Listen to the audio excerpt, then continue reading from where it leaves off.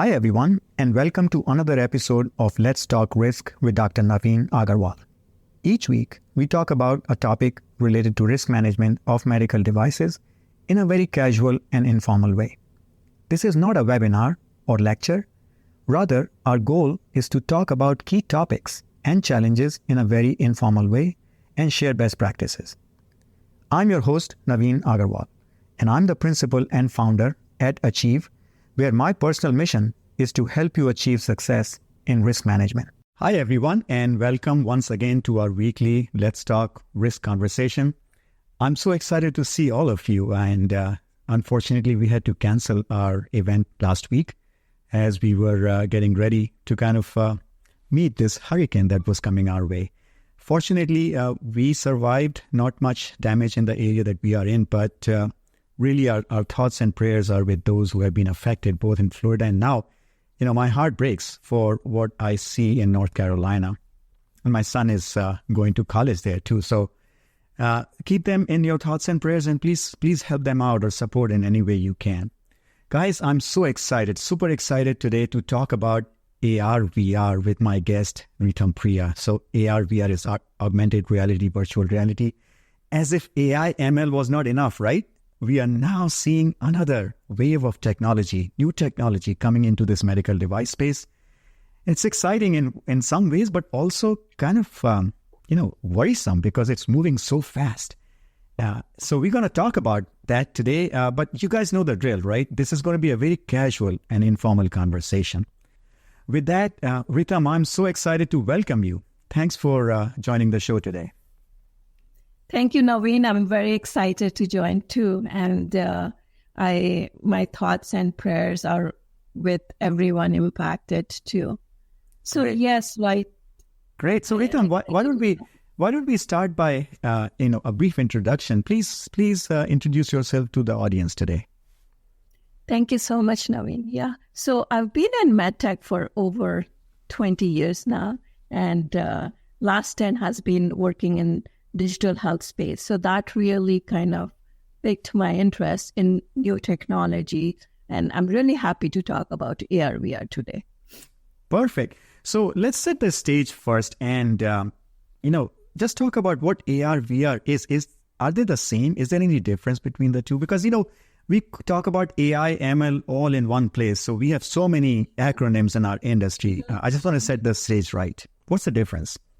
Yeah, sure. Right. There is basically difference in how you visualize the content, right? So AR, according to FDA, is augmented reality, and it is a real world augmented experience with overlaying or mixing of simulated digital imagery with real world, as seen through camera or display such as smartphone or head-mounted or heads-up display. Whereas virtual reality is a totally immersive experience using headset that completely replaces a user's surrounding view with virtual interactive environment. Oh, that's pretty interesting. So there is a difference between the two, but for some reason, FDA has decided to combine the two in one category. Yeah, and they also have this mixed reality, which is a combination of the two, right? So oh, gosh, okay. Reality. So. There's one more there. Okay, so there has been a lot of movement in this space in our medical device industry, right? Can you give us a very quick overview of what's going on? So as of September this year, right, FDA has cleared 69 devices, and most of them are in augmented reality. And actually, right, the first authorization goes back in 2015. And since then, right, like we've seen 69 mainly in the radiology and orthopedic space, gotcha. Right? So, yeah. And the two main product codes are LLZ and OLO, right? So yeah. There are 28 devices in the radiology space and 23 in the orthopedic space. So a lot of movement, obviously a lot of interest, and to some extent, I'm not surprised that radiology is number one, because that's also number one for AI/ML, is it not? Yes, it is, right? And that particular product code, LLZ, is one of the main ones, and the regulation number is 892 250, right? So that that's very like a top device type for ML products too. So, Ritam, for those who may not be aware of the exact product code, can you say a little bit more about LNC? What does it entail?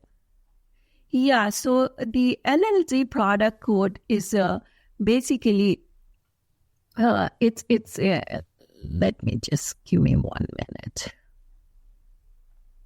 We can say that it's probably some software. My understanding was some image processing. Software-centric product code, right? Yeah. And basically, right. So it's mainly the SAMD product code, which is cleared through that particular radiology department. Okay, so this is also interesting to note that the FDA is not necessarily creating like new product codes specifically for AR, VR, but putting them into other product codes that may be somewhat software or AI, ML related software. Okay. Right. That's great. So, and I noticed Phil Deming is in the audience today. Phil, how are you doing? I know we have talked about AR, VR with you in the past. Would love to, have you chime in anytime if you wanted to. Would love to hear your perspective as well. So, Ritam, with that, can you share an example of a recently cleared AR, VR device? Just put some, structure around it so we understand what it is, what it does. What are some of the issues that we should be concerned about? Yeah, sure. So one of the product codes or the product under the product code OLO is in the orthopedic space, right? And Knee Plus by a company called Pixie Medical is basically one such product using augmented reality.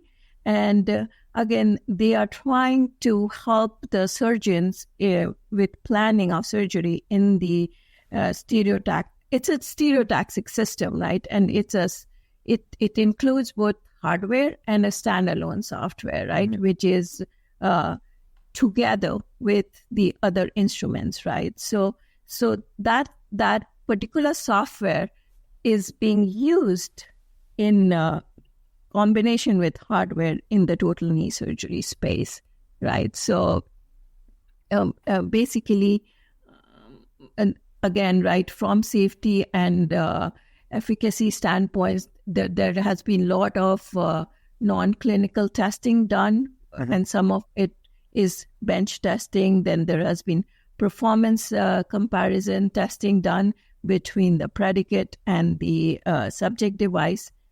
Human factor and usability testing has been done, and the software V&V testing also has been done. Gotcha. So again, right, so this is a combination of augmented reality and a typical traditional hardware product. Mm-hmm. So some of this kind of testing doesn't sound too different from what we might do for other, let's say, hardware, software products. Are there any specific, like at least from the FDA point of view, any specific questions or topics that they really want to get at when you go to them with an AR, VR device? And I know you have not done personally any submissions, but do you have any general knowledge about it? Sure, right. The biggest technical challenge is around the image quality. And so FDA generally prescribes or asks the users to go through pre-sub to really come to a decision around what kind of testing and both performance and validation testing that would be needed from the product standpoint. Mm-hmm. So really the key point here is that if you are working on an AR, VR product, very strongly consider engaging with the FDA early on and, just going with them. And in fact, we have talked about pre-sub and Q-sub process on our forum from here. That's a very good tool, right? And my understanding that it's free, isn't it? You don't have to pay for that. It's a free tool. And also, right, FDA has set up a FDA OSIL lab, which is the Office of Science and Emerging Laboratories, right? And their mission is to help advance the regulatory science. And there is a program for advancing the evaluation of methods and regulatory science for the medical extended reality program. Oh, so just to remind ourselves, medical extended reality is a combination of the two. Yes, it's the combination of the two. And they have a workflow, right, where they start off with some publication and then finally they help put together guidances and standards, right, which can be used, right, for the special controls or like depending on the product code, right? So Yeah. or come up with, like, if you're coming up with de novo, right? Basically, they're part of CDRH, so you can work directly with them and help define. So what I'm hearing you say is that Ritam, is that this field is so new that even FDA is spending a lot of time in building the regulatory science, understanding the key issues and Yes. problems, and really. So have they come out with any guidance on this? Just for my knowledge, is there a guidance document yet, or maybe they're working on Right one? now, there is. I don't think there is a guidance document, but they are working with several kind of standard committees, and also, right, there are other programs that they're leading where they're trying to come up with different standards that would be used as part of the special controls. Got you. Thank you so much, Ritam. So I'm going to start inviting people to participate. But before I do that, I have one more quick question for you, Ritam. Yeah, sure. Just at a high level, very, very high level, even 30,000 foot level, what are some of the specific kind of safety or risk related considerations that we should be aware of when it comes to AR/VR? Yeah. So again, right, the performance, right? How are you defining your performance criteria around these product types? And then, as we talked about, the image quality is a big issue in this, and they're trying to figure that out. So, having that, right? What kind of software verification validation would you do? What kind of basically biocompatibility test you're going to do if it has a hardware component? And also, right, like the usability is a big thing here. And then also like your clinical endpoints, right, that you need to make sure you worked with FDA to come up with these basically criterias. It seems to me that it will take a little while for users to get used to it. Let's say you are doing this augmented reality, you have a headset and it's superimposing some image on top of the real world. For the surgeon or the doctor, I'm imagining it requires some getting used to it because you are now seeing two different things.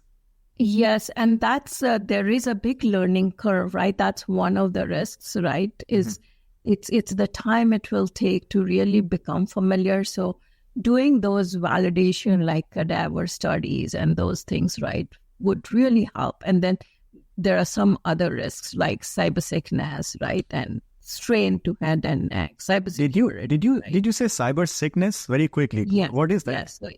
So if you're wearing those VR headsets or even AR, right, you can, because of the motion associated with it, you can get the sickness, right, or you can start feeling dizzy. Gotcha. If you wear it for a prolonged period of time, right, so that those kind of considerations have to be taken when you're doing your testing. Wow, this is interesting.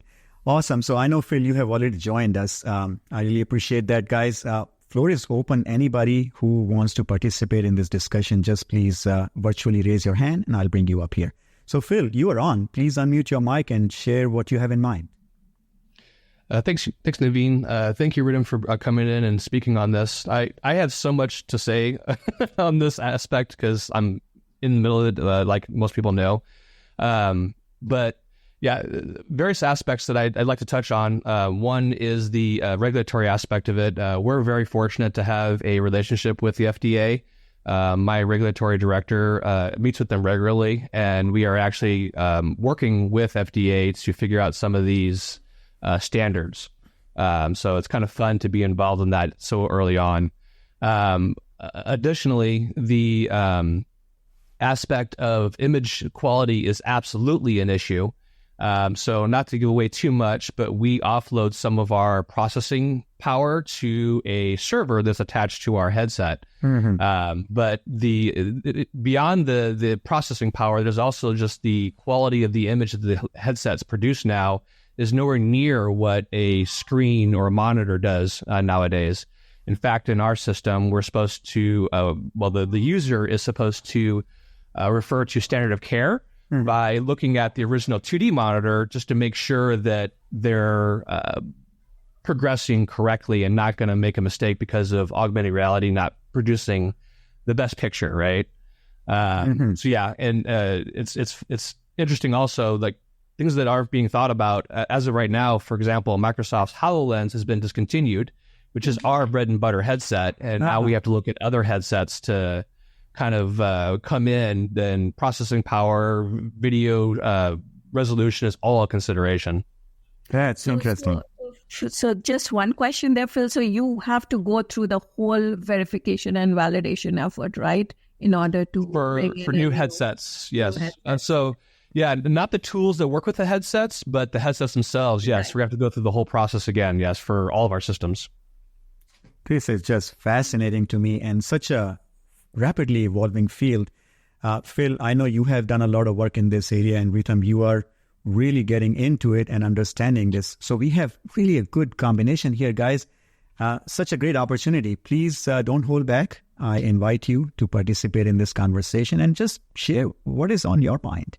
Even though if you have not worked with AR, VR, or in this space at all, what is on your mind? And if you are thinking ahead, what it is that we should be thinking about. So, Ritam, you mentioned cyber sickness. And since this is a risk management forum and we talked about risk, that sounds like a new hazard to me. Like, or how do you even characterize that? This is like motion sickness or similar to vertigo or something like that. Am I thinking about it the right way? Right. I would start considering it in that realm, and then definitely, work with a clinician who can help you really do the assessment of the harm, right? And then this would become one of the basically harms, right? Which are AR, VR products, right? Which would be very common, I would say. Phil, what are your thoughts on that? Just to invite your comments, have you come across any other new hazards specific to AR, VR that we should be aware of? Yeah, the concern of the sickness is absolutely something we watch out for. Additionally, how you control the system. So, we're moving away from a keyboard and a mouse, right? And we're virtually using our hands to control the system. And becoming used to the controls is something that is a... Phil, it looks like I'm losing you a little bit for poor connection. But it looks like you were saying about a new way of interfacing with the AR, VR system, and that is where there might be a lot of hazards. So, Pichan, you have joined us, and I'm so excited to welcome you here. Please unmute your mic and share what you have in mind. Hi, Naveen. I have a question actually for Ritam. When you guys do verification of the AR, VR systems, is it done just objectively, meaning the hardware and the images, or do you take into account the users themselves because each person's eyes are different, their perceptions, and how do you account for that? Yeah, that's a very good question. So I think it would be part of both verification and validation, because that's something which would impact your actually device's intended use too, right? So it would need to be done in both scenarios, right? Once when you're doing your verification activities, and I think with these device types, again, right, having to define those tests well in advance, right, and having a pre-sub with FDA where you're discussing these different tests that you will be doing as part of verification and validation plays a key role here. But I think, Bichan, you're probably asking in terms of how actually it's done, right? And you mentioned something that got me interested, like tracking someone's eye, right? Eye tracker, and seeing if they are seeing exactly what they're supposed to see. And I believe that eye tracking technologies are out there and they have already been deployed in some medical devices. So that's an interesting thought. Bijan, is that where you were going, or you had something else in mind? Yeah, that's where I was going, because each human's eyes and heads are different. And so maybe if you do a verification testing with one person, it may not pass with another person. So I was curious how you handle that. Yeah, interesting point. So now, Phil, I know you have joined us back again. hopefully we don't have any tech issues. But go ahead and maybe finish your thought, what you were offering, and maybe even contribute to this question that Bijan just pointed. Yeah, sorry about my first world issue there. No problem. Kind of touched on the fact that more than just a keyboard and a mouse we're dealing with now, we're dealing with a user's hands interacting with the system virtually, right? And headsets have different ways of maneuvering and activating buttons within the augmented reality space. To the point of the eye tracking, so HoloLens does have eye tracking capability. It does recognize users by the iris, and you can, without giving away too much that we're looking into, there are some interesting aspects that you can do with eye tracking and augmented reality. High level, just even like looking at a certain area and then recording that the user looked in that area for usability testing, right? Mm-hmm. That's a high level thing that we are looking at. And hopefully we'll have a little bit more guidance in the public space coming out from FDA and maybe some standards that you were talking about, Phil. Yeah, there's a lot going on in the background. I can't get into too much, unfortunately, but we're just, again, fortunate. And I highly suggest if anybody's getting into augmented reality and anything really early on, that they do, as you said, and do a pre-sub and talk to the FDA. They're more than willing to work. We found anyway, after building a relationship, more than willing to work with manufacturers to figure out the necessary steps of regulatory submission. All right, guys, that's awesome. And again, we still have around 10 minutes or so. So floor is open. Anybody who wants to participate, please don't hold back and just raise your hand and share your thoughts. It can be just a general comment, not necessarily a question or perspective. So now that I have both Bijan, Phil here with Ritam, I want to talk about a general question for quality regulatory practitioners in the industry, people who actually are doing the work. What are some of the new, and we can go one by one here, starting with you, Ritam. What would you recommend practitioners to be keeping an eye on? What kind of new skills they need to develop to really work in this area if they're interested? Do you have any thoughts on that? Yeah, so getting familiarity with using the product and then also trying to see how you can take these functions and using the FDA. So if you're thinking about, coming to US market, then how does FDA classify these products, right? Because there are some things which, like, if we take the analogy of a general purpose, right, these VR sets, right, would be a general purpose platform, but how they interface with the software, that's a critical criteria. And then from the quality standpoint, right, is how can you leverage the SAMD QMS principles that IMDRF is proposing, and then how do you take bring this device into that system, right? And it's at the same time, right, it's scalable, right? So yeah, that's great. Bijan, do you have any thoughts to share in terms of what are some of the new skills or approaches or even technology understanding that we as practitioners will need to build in this area? Any top of mind that comes to you? Well, as you know, my area is safety risk management. So as Ritam and Phil were talking, I was just thinking the areas that could pose safety risks. And one of the thoughts that came to me was about the alignment of the image that, for example, a surgeon sees to the actual position of the organ. So could it be that the surgeon is thinking that he's approaching a part of the anatomy where he's actually his instrument maybe 10 millimeters off, and he's actually doing some harm? I was curious about that. Gosh, this is... Can I actually speak on that? Yeah, go ahead, Phil, because I know you have done it hands-on, but I do have a follow-up question for you once you share your thoughts on this particular topic. Go ahead. Yeah, sure. So our system, we claim plus or minus 2 millimeters of accuracy, but absolutely, and you want to make sure the system is accurate as possible, which is partly why we state in the user manual that the user is supposed to refer to standard of care by looking at the original 2D monitor to verify that it's as accurate as possible, right? Because augmented reality is not as accurate as what a screen is. It also, unfortunately, depends on your point of view. So bearing in mind that you're in a 3D space, if you the headset's camera and your eyes are in different spaces, that produces a difference, which is perceived, right? So you kind of have to watch out for that. Lot of interesting details here. So Phil, the follow-up question I had for you, I'm very interested for you to share your thoughts, because you came into this space from, I think, consumer electronics, if I remember correctly. What were some of the key skills that you had to acquire in order to gain this expertise in the AR VR space? I would very much love to hear that.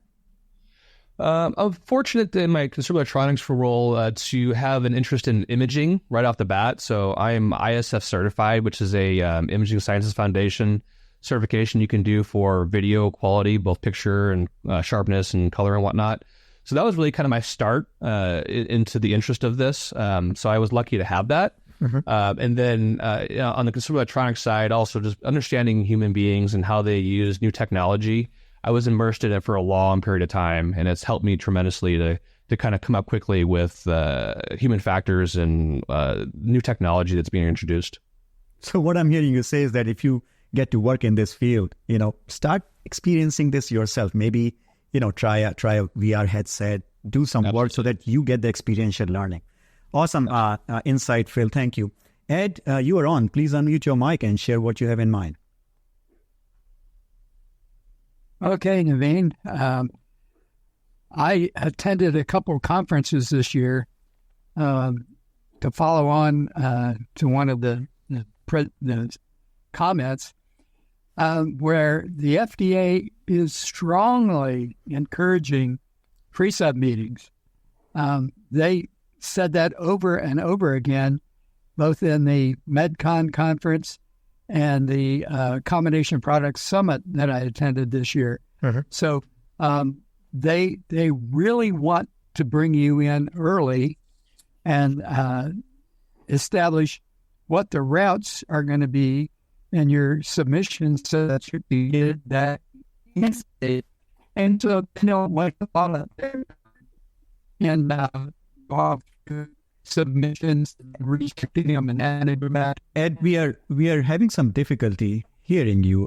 We couldn't follow the last, I would say 10, 15 seconds or so. Do you mind maybe repeating it again? Yes. Better now. Yes, go ahead. Okay. The agency really wants to reduce their workload and your workload by working very early on and establishing the route of your submissions so that you can get clearance easily. And that's one thing they strongly encouraged. So another thing I wanted to bring up is in the Standards Committee 14971, we are working right now on a guidance document for machine learning risk management that should be coming out probably early next year.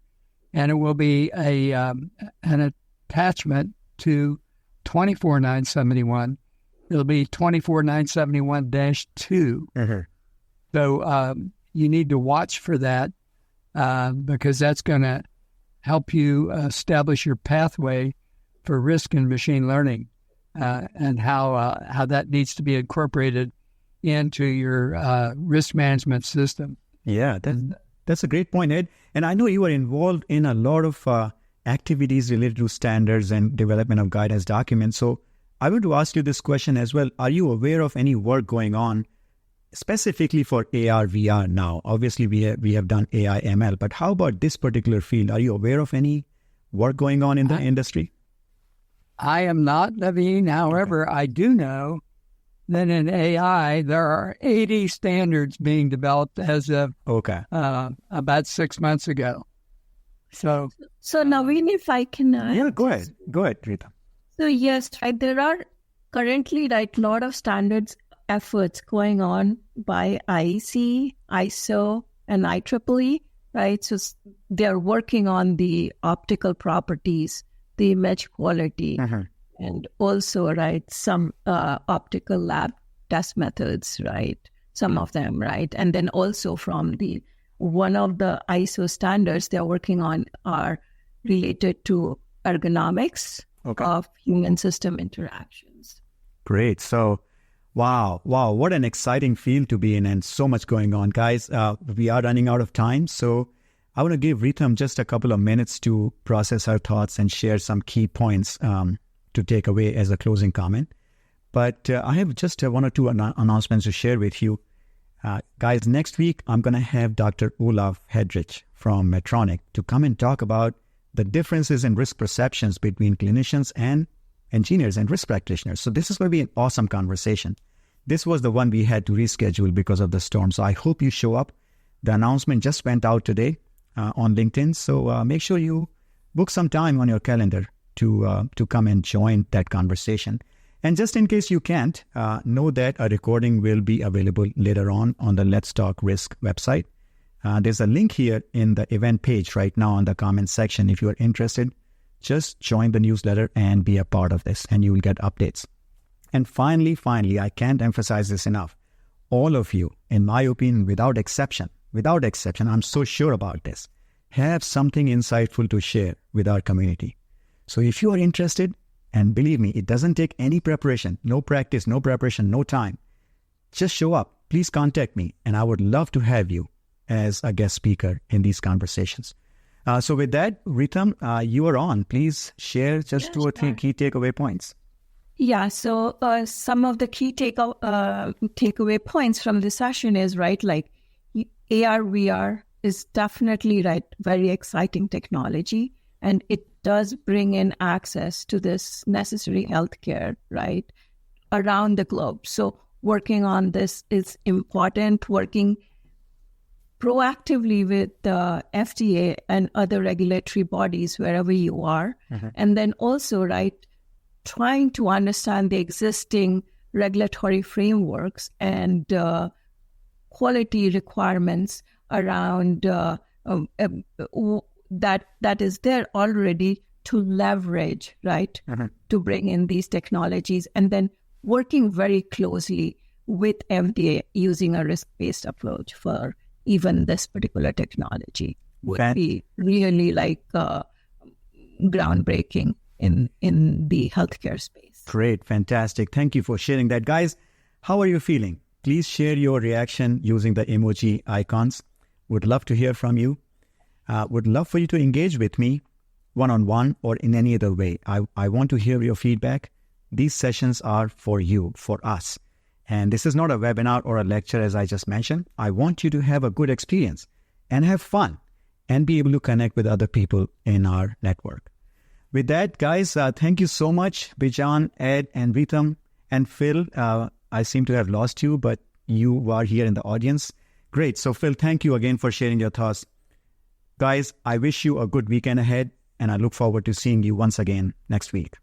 Take care, everyone. Thank you so much, Naveen. Bye. Bye.